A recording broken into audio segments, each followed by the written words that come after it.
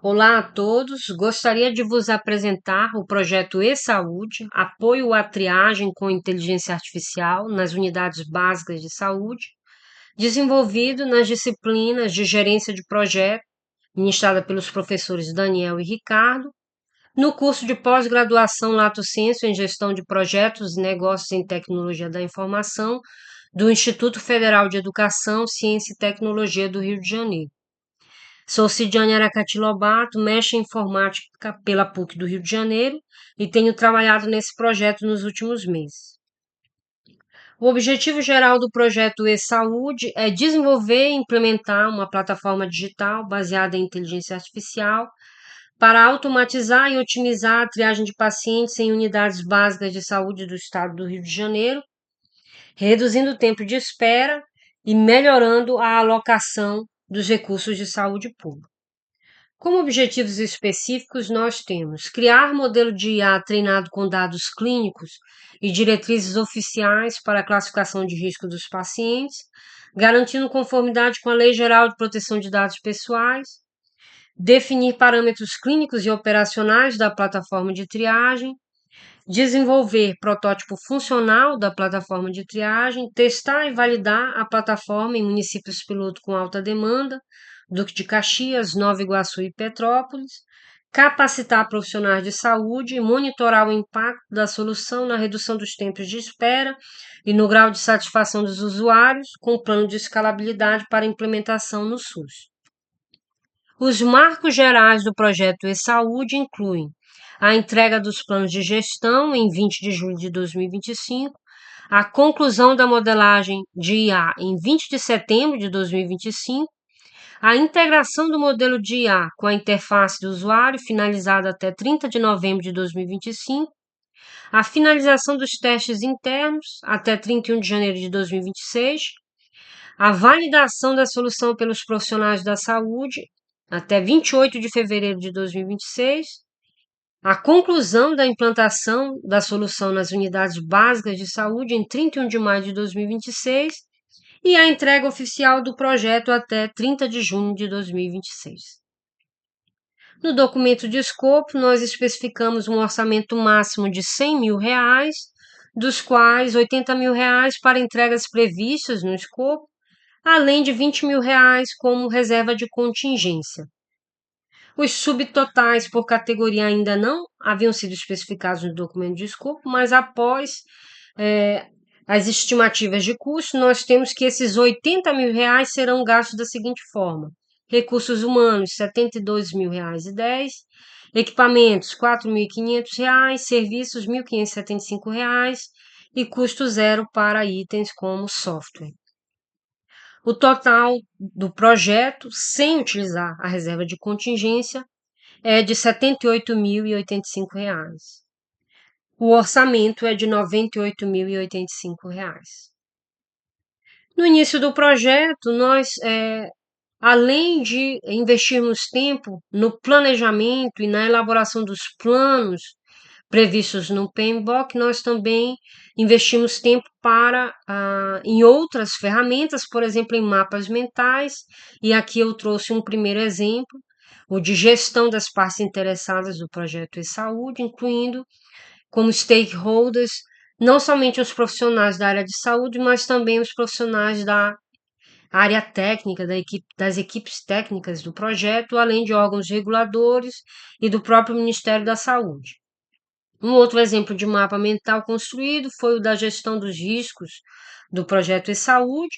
Como documento preliminar, nós conseguimos visualizar 9 riscos principais, incluindo, por exemplo, a própria resistência dos profissionais de saúde à adoção da plataforma, ou ainda a falha técnica no desenvolvimento do modelo de IA, que poderia eventualmente possuir baixa acurácia no ambiente real. Utilizando os processos previstos no PMBOK, nós chegamos, no entanto, a uma lista mais detalhada de atividades a serem realizadas no projeto. Nós temos aqui um total de 75 atividades, distribuídos entre as etapas de iniciação, de planejamento, de execução, de monitoramento e controle e de encerramento do projeto. Além dessas 75 atividades, nós especificamos os 7 papéis principais dentro do projeto e-saúde, os quais são gerente do projeto, equipe de análise e modelagem, equipe técnica de IA, coordenação das unidades básicas de saúde, representantes da Secretaria de Saúde, a equipe de apoio jurídico e regulatório, a equipe de comunicação e engajamento. De posse dessa lista de 75 atividades e desses 7 papéis principais, nós podemos especificar, por exemplo, a matriz RACE, onde nós limitamos ou especificamos a responsabilidade de cada um desses atores para a realização das 75 atividades. Aqui no início, por exemplo, a equipe de análise e modelagem é a principal responsável pela execução das atividades. O gerente do projeto tem o papel de aprovar a realização das atividades e outros atores têm a função de serem consultados ou informados, e ainda há eventuais responsáveis ou corresponsáveis das atividades realizadas. Também conseguimos alcançar o desenvolvimento da matriz GUT a partir da lista de 75 atividades do projeto e-saúde. Nessa matriz, nós conseguimos estabelecer indicativos, indicadores de gravidade, urgência, tendência para eventuais problemas que poderão ocorrer no desenvolvimento do projeto, e assim nós chegamos a priorizar esses problemas em 5 categorias, né, numeradas de 1 a 5. Partindo para o plano de gerenciamento do cronograma, nós seguimos o PMBOK, realizando os processos de definir as atividades, sequenciar as atividades, estimar a duração das atividades. Também realizaremos os processos de atualizar o cronograma, controlar o cronograma nas próximas etapas do projeto, além do desenvolvimento do plano de gerenciamento do cronograma, aliado ao gráfico de Gantt, por decisão dos próprios atores do projeto. Assim, nós conseguimos, além de listar as 75 atividades, estabelecer quais são as atividades predecessoras de cada uma dessas 75 atividades, podendo também estabelecer ou especificar os tipos de dependência existentes entre essas diversas atividades. Esses tipos de dependência podem ser de término e início, de início e início, de término e término. E, além disso, nós podemos também realizar o processo de estimar a duração das atividades, especificando datas de início, data de fim, data de entrega para as atividades do projeto, bem como datas de possíveis antecipações que poderão ocorrer. Essa antecipação ela foi calculada a partir do momento em que nós utilizamos a ferramenta Gantt Project. E aí nós conseguimos visualizar que várias atividades, principalmente aquelas relacionadas à elaboração de planos de gerenciamento, elas poderiam ser realizadas simultaneamente. E é por essa razão que nós temos essas datas de antecipação. Isso, claro, depende da realização, da disponibilidade de atores para desenvolver esses planos simultaneamente. Ao final da elaboração desse documento de antecipação, nós chegamos à conclusão que, na verdade, o que nos é permitido, o que é possível de antecipar, é o início da atividade 46 de desenvolver o modelo de inteligência artificial. É essa atividade que ganhará com a antecipação, com a possível antecipação de datas no cronograma. Aqui nós trouxemos os prints do Gantt Project, apenas para ilustrar, uma vez que o gráfico de Gantt desenvolvido é praticamente ilegível aqui no PowerPoint, contando com aquelas 75 atividades inicialmente listadas. Sobre o plano de gerenciamento de custos, nós realizamos processos relacionados à estimativa de custos, identificando recursos, realizando a estimativa unitária desses recursos, calculando o custo total, subtotais por categoria, além de estabelecer a linha de base de custos. Os documentos aqui elaborados são muito maiores do que os documentos anteriores, porque eles incluem um detalhamento muito maior do projeto. Aqui nós temos como exemplo o documento de requisitos de recursos das atividades, que incluem para cada uma das 75 atividades pelo menos 5 recursos necessários. Esses 5 recursos são, na verdade, um padrão que se repete e, eventualmente, outros recursos se somam a esses 5 que são especificados minimamente.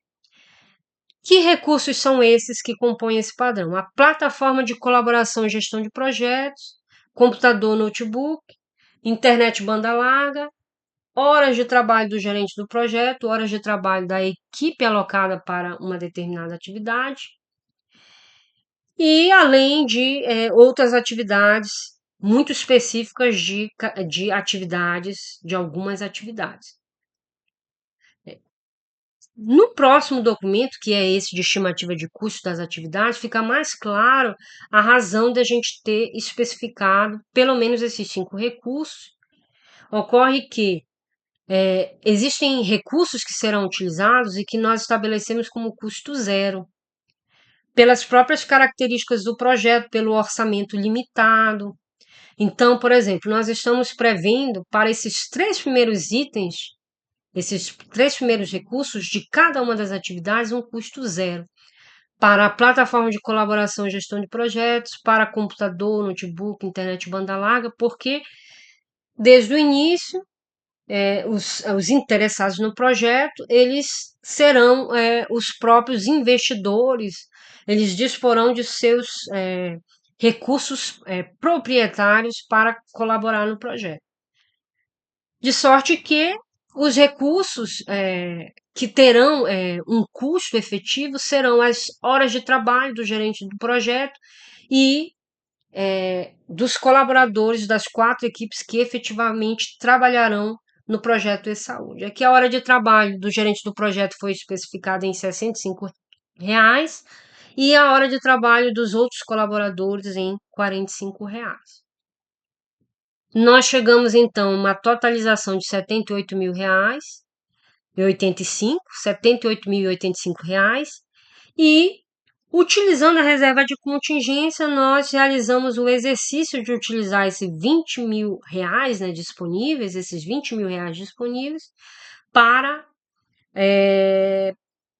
calcular custos reais no projeto se alguns dos problemas que nós elencamos anteriormente forem encontrados. Por exemplo, o custo do computador de alto desempenho é um custo maior do que R$ 4.500.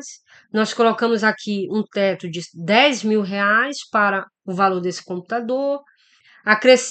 Acrescentamos também aqui ao valor das diárias e deslocamentos o valor de R$ 2.790 e conseguimos calcular um pequeno aumento nas horas de trabalho, no valor das horas de trabalho da equipe técnica do projeto, do gerente do projeto, dos colaboradores que compõem as 4 equipes, sem acrescentar no total de horas de trabalho, visto que nós não estamos considerando a possibilidade de atrasos no cronograma.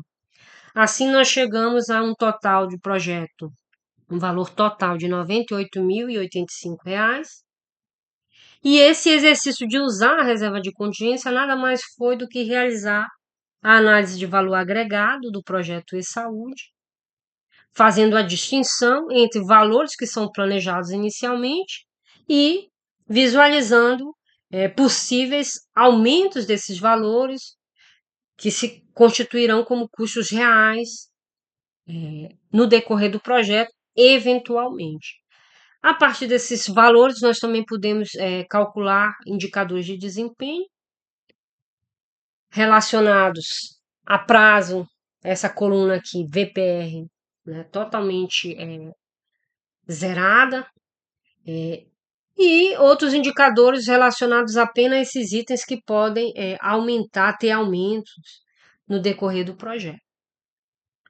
Gostaria de agradecer aos professores Daniel e Ricardo pela oportunidade de desenvolver esse projeto, além de agradecer a todos os colegas que contribuirão com o projeto e-saúde. Obrigada a todos.